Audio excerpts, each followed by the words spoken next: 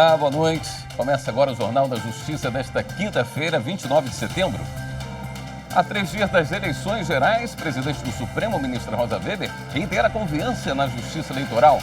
E presidente do TSE, ministro Alexandre de Moraes, garante aos eleitores a segurança nas urnas no próximo domingo.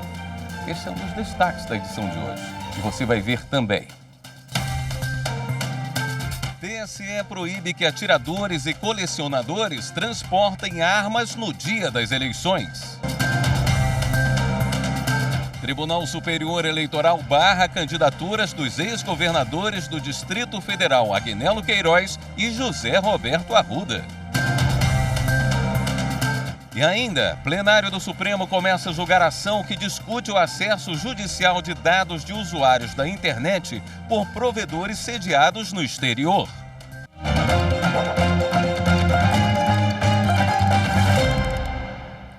O Tribunal Superior Eleitoral proibiu que atiradores e colecionadores transportem armas no dia das eleições.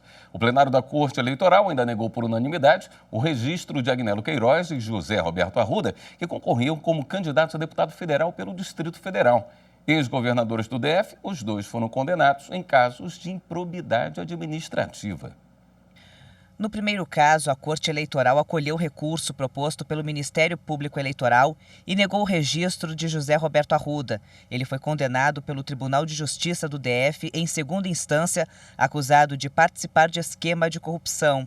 O TSE também negou o recurso da defesa de Agnello Queiroz e manteve o indeferimento da candidatura a deputado federal do ex-governador do DF. Agnello foi condenado em ação civil por improbidade administrativa transitada em julgado em 2019, o que resultou na suspensão dos direitos políticos por 5 anos. Já com relação ao candidato a governador do DF, Paulo Otávio, o TSE rejeitou o pedido de indeferimento formalizado por um outro candidato. Com a decisão, Paulo Otávio continua na disputa. Na mesma sessão, o TSE decidiu proibir colecionadores, atiradores e caçadores de fazer o transporte de armas e munições nas 24 horas que antecedem a votação, no dia do pleito e nas 24 horas posteriores. O objetivo é evitar a circulação desses objetos em um momento em que os ânimos vão estar mais acirrados por causa do período eleitoral. Ao final da sessão, o presidente do Tribunal Superior Eleitoral, ministro Alexandre de Moraes, e a ministra Carmen Lúcia falaram do trabalho da Justiça Eleitoral para que no próximo domingo, dia de votação em todo o país, a população tenha segurança e tranquilidade. Nós somos uma das maiores democracias do mundo. Nós somos a 4ª democracia em número de eleitores e eleitoras, mas somos a única democracia do mundo que divulga os resultados eleitorais no mesmo dia, com absoluta transparência, com a segurança, competência da Justiça Eleitoral. E isso também não canso e não vou cansar nunca de repetir, isso é motivo de orgulho nacional, a construção de eleições seguras, transparentes, limpas, a partir das urnas eletrônicas. Eu conto que este domingo seja um dia realmente de muita alegria democrática e cívica para todos os cidadãos brasileiros e que a presença do cidadão é a razão pela qual existe a Justiça Eleitoral e a razão pela qual nós trabalhamos para que todos possam ir e nós queremos que todos vão. A presidente do Supremo Tribunal Federal, ministra Rosa Weber, e o presidente do Tribunal Superior Eleitoral, Alexandre de Moraes, destacaram a importância de garantir que os brasileiros possam exercer com tranquilidade e segurança o direito de voto no próximo domingo. A ministra e o ministro abriram o ciclo de palestras oferecidas a representantes estrangeiros que vieram ao Brasil observar as eleições. Uma eleição com números gigantescos, mais de 156 milhões de eleitores, quase 30 mil candidatos, 1.800.000 mesários, 577 mil urnas. Um processo tão grandioso chama a atenção do mundo inteiro. Representantes de 26 países e 10 organismos internacionais estão no Brasil para observar as eleições. Eles foram recebidos hoje com um ciclo de palestras oferecido pela Justiça Eleitoral. Na abertura, o presidente do TSE, ministro Alexandre de Moraes, lembrou que o Brasil é uma das 4 maiores democracias do mundo e a única a apurar os votos e divulgar o resultado no mesmo dia das eleições, com segurança e transparência. O ministro garantiu que neste ano não será diferente. A Justiça Eleitoral garantirá que o exercício da democracia seja realizado de maneira segura, transparente e confiável. Para que haja a verdadeira democracia, há necessidade de plena liberdade e segurança no exercício do direito de voto de cada eleitora e de cada eleitor brasileiro. A presidente do Supremo Tribunal Federal e do Conselho Nacional de Justiça, a ministra Rosa Weber, destacou a importância de garantir a segurança de todos que vão participar do processo, principalmente da imprensa, responsável pela divulgação e transparência do sistema de votação. Rosa Weber lembrou que a democracia pressupõe respeito às regras e à divergência de opiniões. A democracia é conquista diária e permanente, que se aperfeiçoa por meio do Estado democrático de direito e pressupõe diálogo, tolerância, convivência pacífica com os defensores de ideias antagônicas, que são adversários e não inimigos. A democracia exige observância às regras do jogo. Nela não se faculta a vontade da maioria, cuja legitimidade não se contesta, suprimir ou abafar a opinião dos grupos minoritários, muito menos tolher-lhes os direitos constitucionalmente assegurados. O evento contou ainda com a participação dos presidentes da UAB, Beto Simonetti, e do Congresso Nacional, o senador Rodrigo Pacheco. O senador lembrou que compete às forças de segurança garantir a tranquilidade nas eleições e voltou a defender o sistema eletrônico de votação. Todo o processo é controlado e auditado, da identificação biométrica do eleitor ao registro digital do voto, da emissão dos boletins de cada urna à transmissão e à totalização dos dados. Esta a razão do nosso orgulho nacional e de nossa confiança no processo eletrônico de votação brasileiro, repito, exemplo para o mundo. Durante o evento, os servidores do TSE explicaram aos convidados internacionais o sistema político eleitoral do Brasil e como ocorrem as eleições e a renovação dos cargos. Também foram explicadas as regras para votar e os prazos para a formação dos partidos que participam da disputa.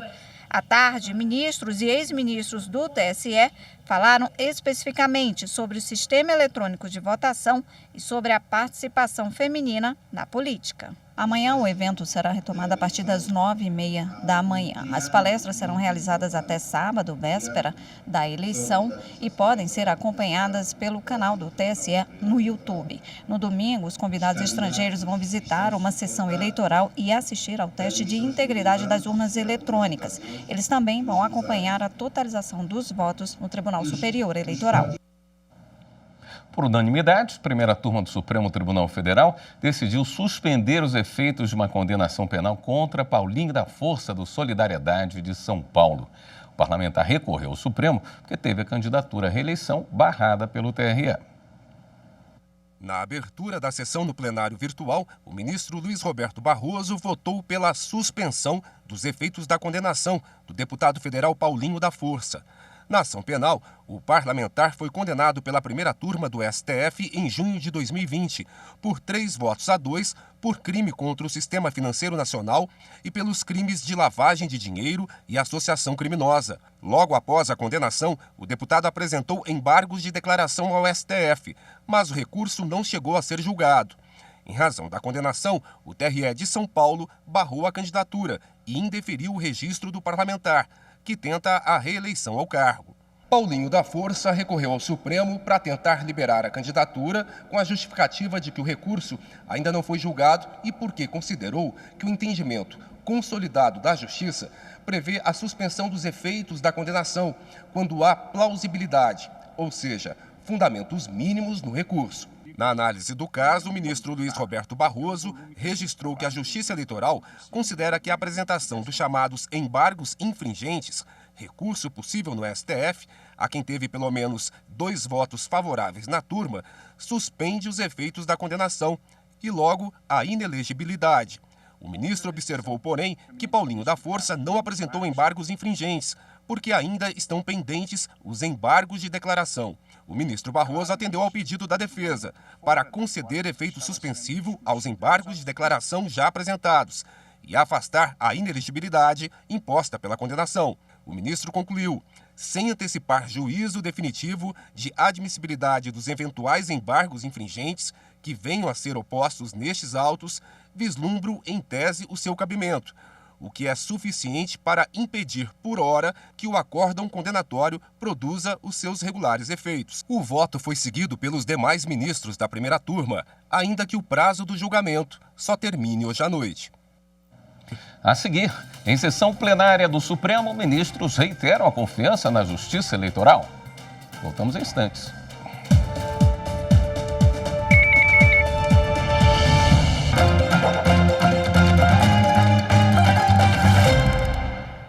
Nessa quinta-feira, na abertura da sessão plenária do Supremo Tribunal Federal, a presidente, ministra Rosa Weber, reforçou a confiança na Justiça Eleitoral. Reiterando minha irrestrita confiança na Justiça Eleitoral quanto à integridade das eleições e à legitimidade dos resultados eleitorais. E a minha convicção de que teremos no próximo dia 2 de outubro, domingo, sob o firme comando do ministro Alexandre, eleições limpas, transparentes, seguras e com paz, a fortalecer o nosso Estado democrático de direito. Também na sessão do STF de hoje, o ministro Alexandre de Moraes, que é presidente do TSE, garantiu à população brasileira segurança e tranquilidade no dia das eleições. Todas as eleitoras e todos os eleitores podem ter certeza e tranquilidade que poderão se dirigir às sessões eleitorais tranquilamente, expor a sua posição ideológica, votando no candidato ou nos candidatos que escolherem.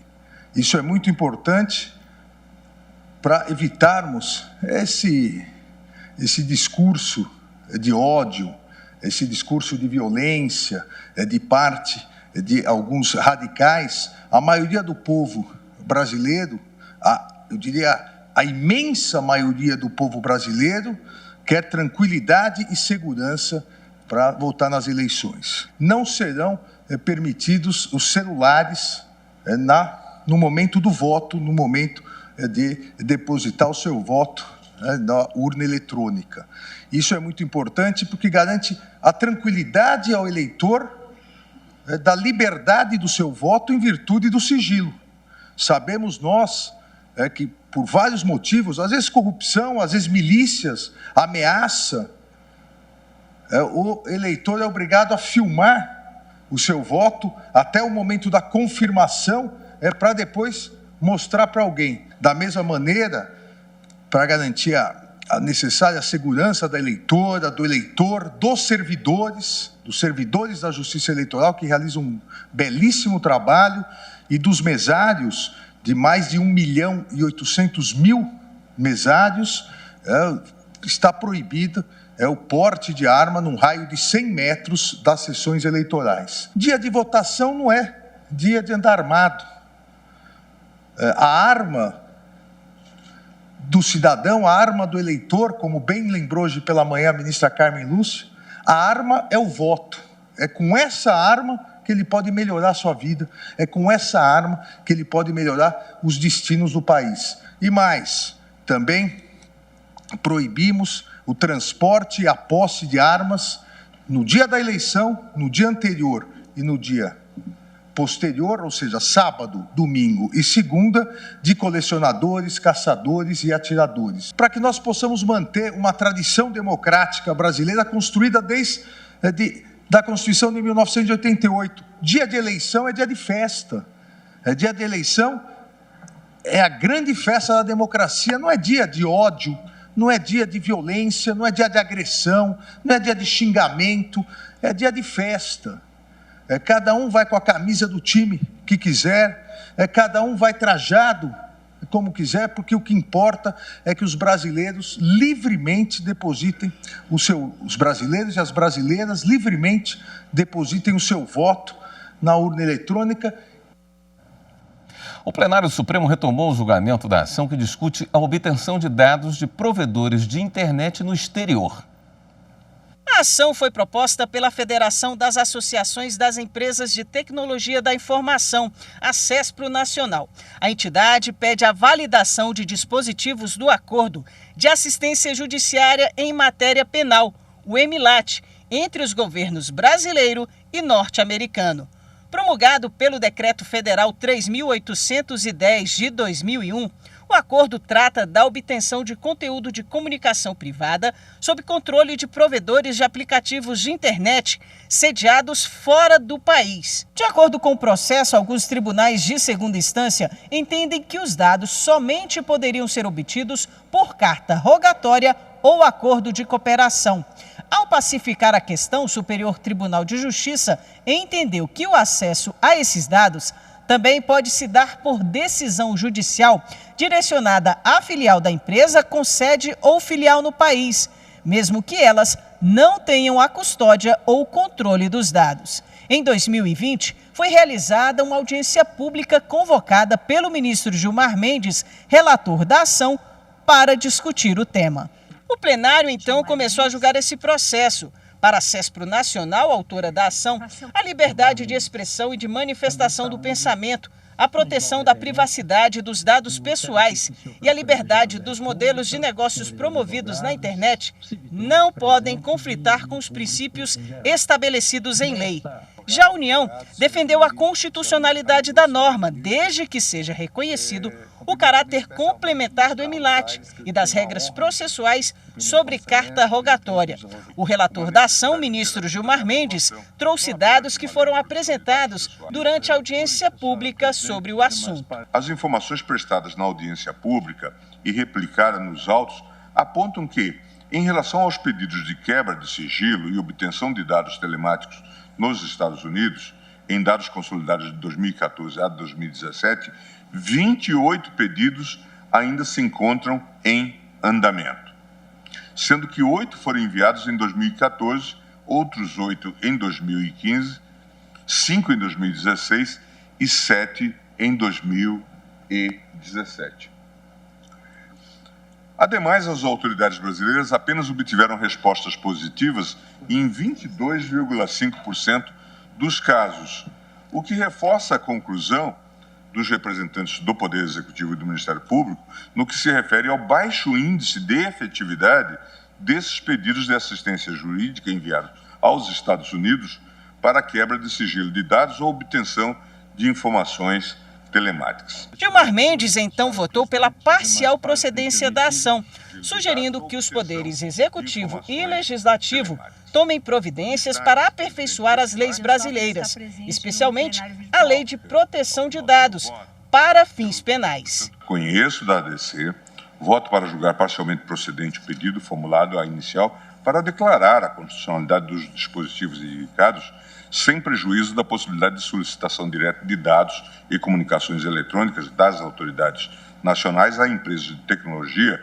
nas específicas hipóteses do artigo 11 do Marco Civil da Internet e do artigo 18 da Convenção de Budapeste, ou seja, nos casos de atividades de coleta e tratamento de dados no país, de posse ou controle de dados por empresa com representação no Brasil e de crimes cometidos por indivíduos localizados em território nacional. Voto outro sim para que o tribunal faça a comunicação desta decisão ao Poder Legislativo e ao Poder Executivo para que adotem as providências necessárias ao aperfeiçoamento do quadro legislativo com a discussão e aprovação do projeto de Lei Geral de Proteção de Dados para fins penais, LGPD penal, e de novos acordos bilaterais ou multilaterais para obtenção de dados e comunicações eletrônicas, como, por exemplo, a celebração do acordo executivo definido a partir do Cloud Act.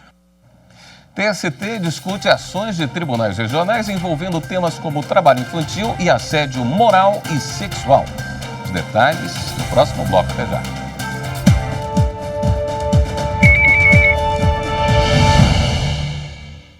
A urna eletrônica garante que o maior número de pessoas possam participar das eleições por meio dos seus votos.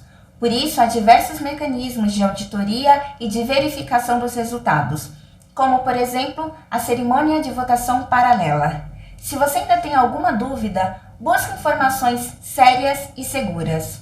A urna eletrônica é o portal para a democracia no Brasil. Defendê-la é garantir eleições limpas, transparentes e seguras.